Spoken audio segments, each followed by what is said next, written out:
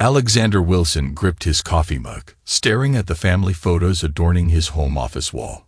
The frames held moments of what he once believed were pure happiness. His wedding day, the twins' birth, family vacations. At 48, he built exactly the life he'd planned. Or so he thought. "Dad, have you seen my calculus textbook?" Olivia's voice carried from upstairs, pulling him from his thoughts. "Check the kitchen table," he called back, his voice steady despite the turmoil brewing inside him. The familiar morning chaos of the Wilson household played out around him. Olivia and Daniel rushing to prepare for school. Natalie orchestrating their departure with practiced efficiency. Alexander watched his wife move through the kitchen, her light brown hair catching the morning sun. She wore her usual teacher's attire, a modest blouse and skirt that suited her role as an elementary school art instructor.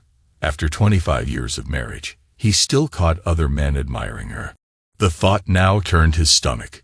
"You're quiet this morning," Natalie said, placing a hand on his shoulder. He resisted the urge to shrug it off. "Just thinking about Charlotte's engagement party this weekend," he replied, his tone neutral. "Jonathan called last night to confirm he's coming." Natalie's hand tightened slightly on his shoulder before relaxing. "That's wonderful. The whole family together. It'll be perfect for Charlotte." Perfect. The word echoed in Alexander's mind like a cruel mockery. He thought back to their own beginning. The high school cheerleader who needed help with math, the quiet boy who'd fallen hard for her smile. He tutored her through trigonometry and calculus, and somewhere between derivatives and integrals, they fell in love. Or so he believed. "Mom, Daniel's hogging the bathroom again." Olivia's complaint interrupted his dark thoughts. 5 minutes, we're running late." Natalie called up the stairs. She turned to Alexander, her smile warm, but something flickering in her eyes. "Don't forget I have that teachers' conference this weekend. I'll have to leave the party early." Alexander nodded, his face a mask of understanding. "Of course. Jonathan mentioned he has some property viewings in that area too." Funny coincidence. He watched her closely, noting the almost imperceptible pause in her movements as she packed lunches for the twins. Natalie recovered quickly, her laugh light, and practiced. "Your brother never stops working, does he?" The twins thundered down the stairs, 17 years of energy packed into athletic frames. Daniel's dark hair needed a trim, falling into eyes that Alexander had always thought mirrored his own. Now he wondered how he'd missed Jonathan's features in his son's face. "Dad, can I take the car tonight? Practice is running late," Daniel asked, grabbing an apple from the fruit bowl. "Take mine." Alexander replied, his decision immediate. "I'll need to check something on your car's brake lines anyway." The tracker he'd installed last week needed adjusting. Olivia hugged him goodbye, her perfume the same brand Natalie wore. "Don't forget to sign my permission slip for the field trip," she reminded him, waving the paper in front of his face. Alexander signed it automatically, his teacher's instincts noting the official letterhead. He'd taught physics at the local high school in Kentworth for 20 years, building a reputation for tough but fair classes. His students respected him, even the ones who struggled. He demanded honesty in his classroom. "No cheating, no excuses. I'll pick up dinner on my way home," Natalie said, gathering her things. "Any requests?" "Whatever you decide is fine," Alexander replied, standing to kiss her cheek, a habit of 25 years he couldn't break yet. Her skin was warm under his lips, and he wondered if Jonathan had kissed her there too. The house felt quiet after they left. Alexander waited 10 minutes before pulling out his phone. "Tom, they're gone. Come over." Tom Spencer arrived 15 minutes later, his security firm's unmarked car parked discreetly down the street. At 32, Tom had grown from the struggling student Alexander once mentored into a sharp-eyed professional with a talent for uncovering secrets. "I got the hotel footage," Tom said without preamble, setting his laptop on Alexander's desk. "You sure you want to see this?" Alexander's jaw tightened. "Show me." The security camera footage was grainy but clear enough. Natalie entering the Harper Inn at 7:43 p.m., Jonathan following 5 minutes later, both leaving at 11:27 p.m. The timestamp matched the charge on their joint credit card, a rumor Natalie had claimed was for a teacher's workshop. "There's more," Tom said quietly. "I found a pattern going back years. Different hotels, but always the same setup. They're careful, but not careful enough." Alexander's hands didn't shake as he reviewed the evidence. His voice remained steady as he asked, "How far back?" Tom hesitated. "The earliest confirmed meeting I found was 18 years ago. Right around the time Natalie got pregnant with the twins," Alexander finished. The words tasted like ash in his mouth. He stood, moving to the window. The neighborhood was quiet, expensive homes spaced perfectly apart, manicured lawns creating an illusion of order. Jonathan had helped them buy this house, offering a family discount on the property, another act of generosity from his successful older brother. Alexander's hands curled into fists. "There's something else?" he asked. Tom shifted uncomfortably. "The surveillance you requested on Martin Reed, Charlotte's fiancé, 2 days ago, the Willow Inn off Route 7. He was there for 45 minutes. A new image appeared on the screen. Martin's car in the parking lot, and Natalie's car 3 spaces away." The room spun for a moment before Alexander's iron control reasserted itself. His voice, when it came, was icy. "My wife is sleeping with my brother and my sister's fiancé." "Alexander," Tom started, concern evident. "No." Alexander cut him off. "I need everything. Every meeting, call, text. I want to know who else knows. My mother's been acting strangely. Check her too. I want to understand exactly how deep this betrayal goes." Tom nodded slowly. "It'll take time to build a complete picture. Take the time. Do it right. Our 25th anniversary is in 3 months. I want to know everything by then." After Tom left, Alexander sat at his desk, staring at the family photos. Natalie's smile, Jonathan's arm around his shoulder at last year's Christmas party, the twins beaming at their 16th birthday celebration. His perfect family. His perfect lie. He reached for the nearest frame, his and Natalie's wedding photo. They looked young, happy, untouchable by time or betrayal. With deliberate care, he opened the back of the frame and removed the picture. Then, with precise movements, he tore it into tiny pieces. When Natalie came home that evening with Chinese takeout, Alexander greeted her with a kiss and asked about her day. He listened to her stories about difficult students and faculty politics. He watched her laugh with the twins over dinner, noting how her phone stayed face down beside her plate. Later, when she was asleep beside him, he lay awake cataloging every suspicious business trip, unexplained absence, every time Jonathan had been unnecessarily present in their lives. The rage inside him crystallized into something cold, hard, and patient. They had taken everything from him. His marriage, his children, his trust. He would take everything from them in return. But first, he needed proof. Irrefutable, devastating proof that would destroy not just their reputations, but their entire worlds. Alexander Wilson had lived his life believing in honesty, hard work, and family. Now he would show them exactly what happened when those beliefs were betrayed. The manila envelope sat unopened on Tom Spencer's desk, the weight of its contents pressing against the clean white surface. He glanced at Alexander, who stood by the window of the small investigative office, his posture rigid with controlled fury. "Before you open it," Tom said, "I need you to understand something. What's in there, it's going to change everything. Not just your marriage, but your whole family." Alexander turned, his eyes hard. "They changed everything the moment they decided to lie to me."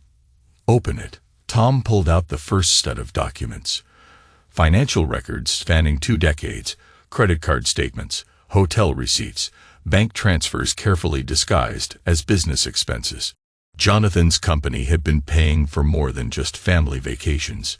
"Your brother's been maintaining a separate account," Tom explained, spreading the papers across his desk. Regular deposits, always under reporting thresholds. Natalie's name is on it, but hidden under her maiden name. Alexander picked up a statement, studying the transactions. When did it start? The account was opened 19 years ago, Tom said quietly, a month before Natalie discovered she was pregnant. The paper crumpled in Alexander's grip. Show me the rest. Tom hesitated before pulling out his laptop. I managed to recover deleted texts from Natalie's old phone backups. She wasn't as careful in the early years. Hundreds of messages spanned years. Secret meetings arranged in code, expressions of love and desire. Discussions about the twins. Alexander read them all, his face growing harder with each revelation. Jonathan helped Daniel get that summer internship last year, Alexander said, pointing to one exchange. He told me he put in a good word with a colleague. He was arranging it with Natalie the whole time. There's more, Tom said, pulling up surveillance photos. These are from the past 3 months. The images showed Natalie and Jonathan together, entering hotels, meeting in parking lots, sharing intimate moments they thought were hidden from view. But it was the newer photos that made Alexander's blood run cold. When did this start? He demanded, staring at a shot of Natalie and Martin emerging from a motel room. As far as I can tell, about 6 months ago, right around the time Martin started dating Charlotte, Tom said. They're usually quick, lunch breaks or early evenings. He tells Charlotte he's doing hospital rounds. Alexander's laugh was bitter. My wife is sleeping with my brother and my sister's fiancé. How poetically destructive of her. Alexander, Tom said carefully, there's something else you need to see. He pulled out another envelope, this one marked with a medical laboratory's logo. The DNA tests, Alexander said flatly. Tom nodded. You were right about wanting them done. The twins, they're not yours. Alexander had suspected for months. Hearing it confirmed still felt like a physical blow. 18 years of memories. Teaching them to ride bikes, helping with homework, attending every game and recital, all built on a lie. Who else knows? He asked, voice deadly calm. Your mother, Marion, Tom confirmed, showing him more surveillance photos. She's been meeting with Natalie and Jonathan regularly, usually after you've expressed suspicion. She's been running interference, creating alibis. Alexander absorbed this new betrayal with frightening stillness. My own mother, helping them hide this from me. There's a pattern to their meetings. Tom continued, professional but reluctant. Your mother usually meets with Natalie first, then Jonathan separately. They're careful about public appearances, but they slip occasionally. The evidence continued to mount. Phone records showing late-night calls between Marion and Natalie. Security footage of Jonathan's car parked near Marion's house on days when Natalie was supposedly at teaching conferences. Bank statements showing Marion's regular deposits into the secret account. They've built quite a network, Alexander observed, his tone conversational but his eyes glacial. All working together to maintain their perfect lie. Tom watched Alexander with growing concern. He'd seen that look in cases where betrayal ran deep enough to turn love into something darker. What are you planning? Alexander gathered the evidence carefully, organizing it with the precision he once brought to physics equations. We have 3 months until the anniversary party. I want everything documented, every connection mapped, every lie exposed. Leave no stone unturned, even if what we find destroys your family completely. They destroyed my family, Alexander corrected him. I'm just going to make sure everyone knows exactly how and why it fell apart. Over the next weeks, Alexander maintained his routine. He taught his classes, attended family dinners, played the role of devoted husband and father, but every moment was an opportunity for gathering proof. He installed tracking devices in Natalie's car, monitoring her movements. He set up cameras in their home office, capturing her late-night phone calls with Jonathan. He recorded conversations at family gatherings, noting subtle interactions between the conspirators. Marion's weekly dinners became an exercise in observation. Alexander watched his mother fuss over Natalie, watched her secret smiles when Jonathan stopped by unexpectedly. He recorded it all, building his case. "You seem distracted lately," Natalie mentioned one evening as they prepared for bed. "Is everything okay?" Alexander met her concerned gaze in the mirror. "Just thinking about the anniversary party. 25 years is a long time to be married. The best years of my life," she said, wrapping her arms around him from behind. He patted her hand, noting how she checked her phone the moment she thought he wasn't looking.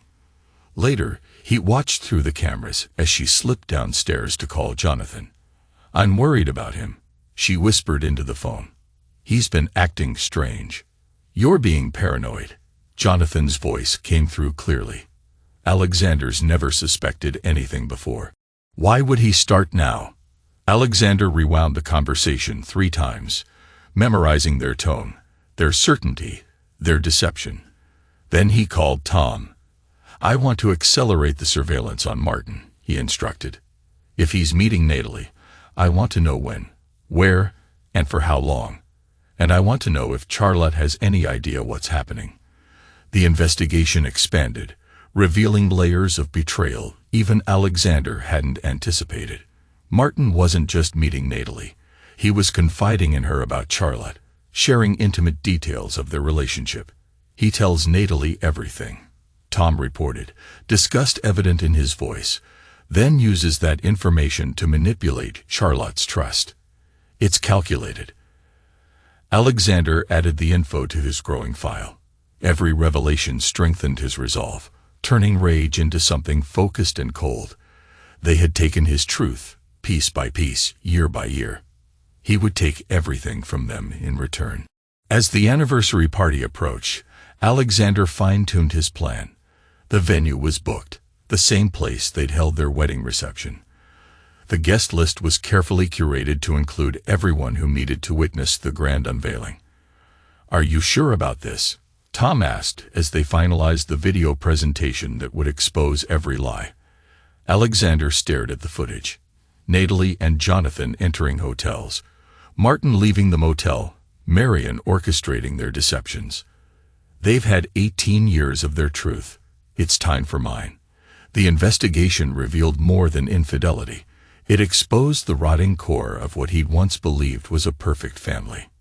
Now, as he prepared to tear it all down, Alexander felt nothing but cold satisfaction. They had taught him an important lesson. Love was weakness, but truth was power, and he would wield it without mercy. Alexander Wilson sat across from Tom Spencer in the private room of Lakeshore Manor, studying the layout diagrams spread across the table. 3 months of meticulous planning led to this moment. "The projector screen will be positioned here," Tom said, pointing to the spot behind the main table. "High resolution, 6 feet tall. Nobody will miss a single detail." Alexander nodded, making a note on his tablet. "Audio system. Top of the line. I've arranged for speakers throughout the ballroom. The sound quality is crystal clear. They'll hear each betrayal in perfect fidelity." The venue manager knocked and entered with a sample place setting. Fine china rimmed in silver, crystal stemware that caught the light. Alexander examined each piece. "Natalie wants peonies for the centerpieces," he mentioned casually. "Her favorite flower. Jonathan used to bring them to her after their hotel meetings." Tom glanced at him. "You've thought of everything." "Almost." Alexander pulled out a USB drive. "The video presentation needs your final touch. I want transitions between each segment. Natalie with Jonathan, Natalie with Martin, my mother's involvement. Build the story piece by piece." They spent hours reviewing the footage. Security cameras capturing intimate embraces in hotel corridors, hidden microphones recording whispered declarations of love and conspiracy, text messages revealing years of coordinated deception. "The DNA test results are especially brutal," Tom said quietly, sliding an envelope across the table. Alexander opened it slowly, though he knew what it would say. The scientific confirmation of his brother's betrayal was laid out in percentages and probability factors. Jonathan's paternity of the twins was undeniable. Add it to the presentation, Alexander instructed, right after the hotel footage. I want everyone to understand the full scope of this.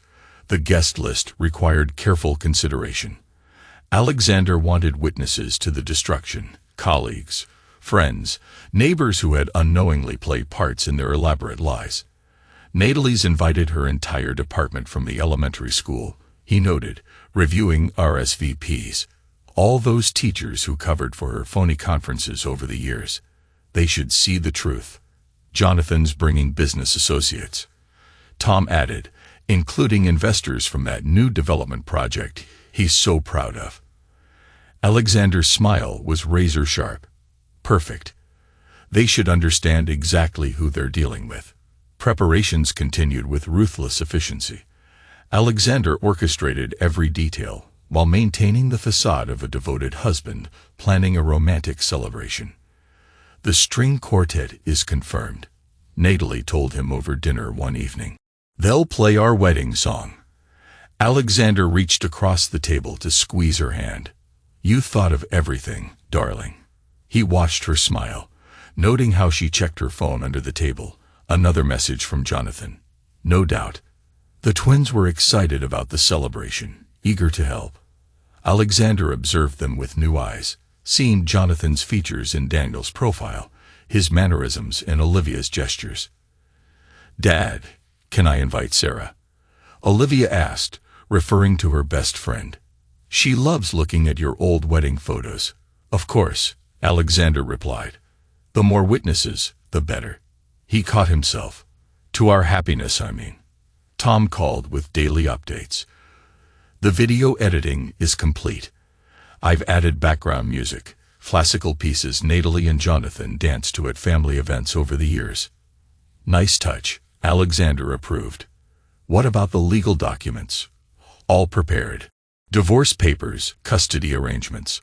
Though that's moot now, we know about paternity. And documentation for the financial separations. The lawyers will be on standby.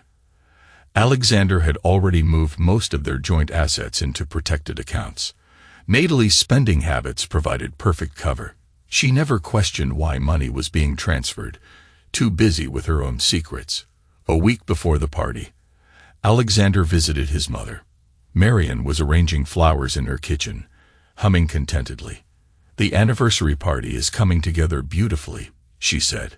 Natalie is so excited. It reminds me of your wedding day. Alexander watched her practice deception, remembering surveillance footage of her warning Natalie about his suspicions. You've always supported our marriage, haven't you, Mother? Of course, darling. Nothing matters more than family. He almost laughed at the irony. No, nothing matters more than truth. The final days were a symphony of details. Alexander selected his suit with care. Charcoal gray, perfectly tailored. The same one he'd worn to Jonathan's last charity gala, where he'd watched his brother and wife dance, thinking his doubts were paranoia. Natalie grew more excited as the day approached. She bought a silver dress that cost more than a month's salary, charged to the credit card Alexander would soon cancel. 25 years, she mused, modeling the dress in their bedroom. Can you believe it? Alexander looked at her reflection in the mirror, remembering surveillance photos of her wearing similar outfits for Jonathan. It's unbelievable, he agreed. The night before the party, he met with Tom one last time.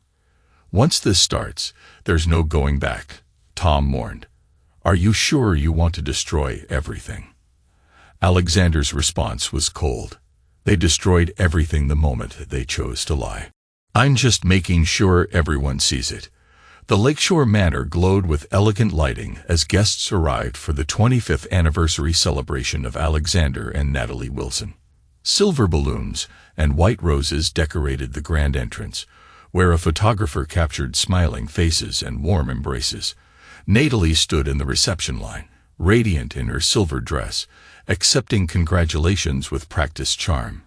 Alexander watched her performance, noting how her smile brightened when Jonathan arrived. Little brother. Jonathan embraced him enthusiastically. 25 years. You've proved me wrong. I didn't think you'd get Natalie to say yes in the first place. Alexander returned the embrace, feeling the USB drive in his pocket press against his chest. "You've always been there for us, haven't you, Jonathan?" The ballroom filled with guests, teachers from both their schools, Jonathan's business associates, family friends who had witnessed their supposed perfect lives for years. Marian worked the room like the society matron she was, bragging about her flawless family. Charlotte arrived with Martin, their fingers intertwined. Alexander observed them entering, remembering the motel surveillance footage. Martin's other hand held his phone, the same one he used to coordinate meetings with Natalie. "Everything's ready," Tom murmured, passing behind Alexander with a champagne flute. The projector was connected, the audio system tested, the evidence prepared to detonate their carefully constructed world. Dinner was served, expensive wines paired with gourmet courses. Alexander watched Natalie laugh at Jonathan's jokes, saw Martin squeeze Charlotte's hand while texting under the table. Marian beamed at her children, proud matriarch preserving a fiction of family unity. The string quartet played familiar melodies, their wedding song, anniversary waltzes, family celebration tunes. Each note marked time until the revelation. Finally, Alexander stood for his anniversary toast. The room quieted, all eyes on him. Natalie smiled up at him. Love and deceit mingled in her expression. 25 years ago, he began, his voice carrying clearly through the perfect acoustics. "I married the woman I thought was my perfect match. Our story seemed like destiny. The cheerleader and the math tutor falling in love over algebra equations." Appreciative chuckles rippled through the crowd. Jonathan raised his glass in salute, his other hand resting possessively on the back of Natalie's chair. "Over the years, we built what appeared to be the perfect life. A beautiful home, wonderful children, successful careers. We were blessed with supportive family members who were always there for us." Marian dabbed at her eyes with a monogrammed handkerchief. Charlotte leaned against Martin, unaware his free hand was texting beneath the table. But appearance and reality often differ. Alexander continued, pressing a button on his remote. The lights dimmed as the projector hummed to life. "Let me show you what 25 years of marriage really looks like." The screen filled with crystal-clear surveillance footage. Natalie and Jonathan entering the Harper Inn, emerging hours later with mussed clothing. The timestamp matched their anniversary date from 3 years ago. Guests filled the room. Natalie's champagne flute slipped from her fingers, shattering on the table. Jonathan's face drained of color as the footage continued. Years of hotel meetings, secret rendezvous, intimate moments they thought were hidden. But wait, Alexander's voice cut through the shocked murmurs. "There's more to our perfect family story." The video shifted to text messages in large format, showing Natalie and Jonathan's secret communications, discussing the twins' paternity, coordinating their deception, mocking Alexander's trust. "Mother." Alexander turned to Marian, whose face had gone rigid. "Perhaps you'd like to explain these next clips." Security footage showed Marian meeting separately with Natalie and Jonathan, helping coordinate alibis, warning them about Alexander's suspicions, aiding in the conspiracy. And Martin, Alexander's tone could have frozen fire. "Charlotte, you might want to pay attention to this part." Motel footage played. Natalie and Martin's secret meetings, their intimate betrayals captured in merciless detail. The room erupted in chaos. Charlotte stumbled back from Martin, her engagement ring catching the light as she raised her hands in horror. Natalie tried to stand but collapsed into her chair. Jonathan looked wildly around, searching for an escape. "The DNA test results are particularly interesting," Alexander continued, his voice cutting through the pandemonium. Medical documents appeared on screen, showing Jonathan's paternity of the twins. Olivia and Daniel sat frozen, their world imploding as they realized their uncle was their father. "I've had 17 years to build college funds for my children," Alexander announced. "But since they aren't actually mine, I've transferred those funds to more deserving recipients. Jonathan can pay for his own kids' education." Jonathan surged to his feet. "Alexander, let me explain." "Explain what?" Alexander's voice cracked like a whip. How you slept with my wife. How you watched me raise your children. How you played the devoted brother while destroying my life. Natalie reached for him, mascara streaking her cheeks. Alexander, please, don't touch me. He stepped back, pulling an envelope from his jacket. These are divorce papers. You'll find them quite thorough. Tom has copies for everyone involved. Tom moved through the stunned crowd, handing out documents with professional efficiency. Divorce papers for Natalie, evidence packets for Jonathan's investors, documentation of Martin's infidelity for Charlotte's lawyer. The truth, Alexander told the silent, gaping room, is that this perfect family was built on lies. My wife betrayed me with my brother, and my sister's fiancé. My mother helped hide their deception. My children aren't mine. The twins were sobbing, clinging to each other as their reality crumbled. Marian tried to approach them, but she froze at Alexander's glacial stare. I've spent 25 years living a lie, he concluded. Consider this my anniversary gift to all of you, the gift of truth.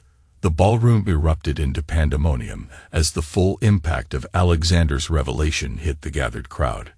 Natalie stumbled to her feet, silver dress stained with spilled champagne, perfect makeup streaked with tears.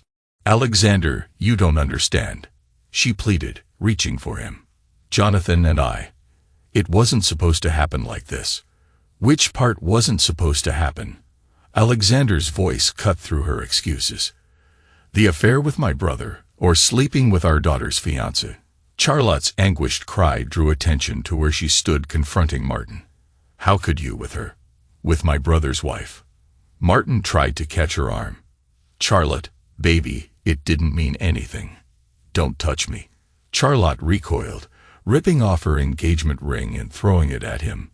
Were you laughing at me the whole time? Jonathan attempted to restore order, ever the businessman trying to control the situation. Everyone, please, let's discuss this privately. Privately. Alexander let out a laugh devoid of humor. Like the private meetings you had with my wife, or the private conversations about your children. My twins? Daniel stood up abruptly, his chair crashing backward. You're my father. All this time. You're actually my father. Olivia remained seated, staring at the DNA results still displayed on the screen. Mom, is it true? Uncle Jonathan is. Natalie moved toward them, but they both threw back. Please, let me explain. We were young. It was complicated. Complicated. Alexander's voice silenced the room again. Let me simplify it for them. Their mother slept with their uncle while married to their father. Their grandmother helped hide the truth. The man who raised them isn't their father. Marian tried to intervene. Alexander, you're hurting the children. Think about what you're doing to this family. Family. Alexander turned on his mother. You helped them lie to me for 18 years. You watched me raise Jonathan's children, knowing the truth the entire time. What kind of mother does that to her son?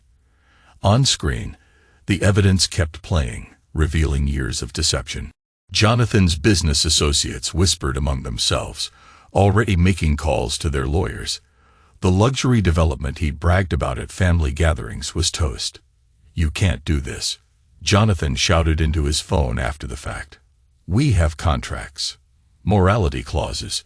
The investor's voice crackled over the speaker. We can't be associated with someone who maintained a long-term affair with his brother's wife. The optics are toxic. One by one, Jonathan's carefully cultivated business relationships crumbled. Meanwhile, tips about Martin's behavior reached the hospital board. Parents withdrew their children from his pediatric practice. Nurses demanded transfers. The tableaus of destruction played out one after another, all orchestrated by Alexander's calm, precise hand. His mother, Marian, faced social exile in Kentworth. Garden clubs, church committees, charity boards quietly dropped her name. Natalie lost her teaching position amid the scandal. Jonathan had to sell off properties at a loss. Martin lost most of his patients and the respect of his colleagues. Charlotte broke off the engagement, devastated by betrayal. The twins struggled the most.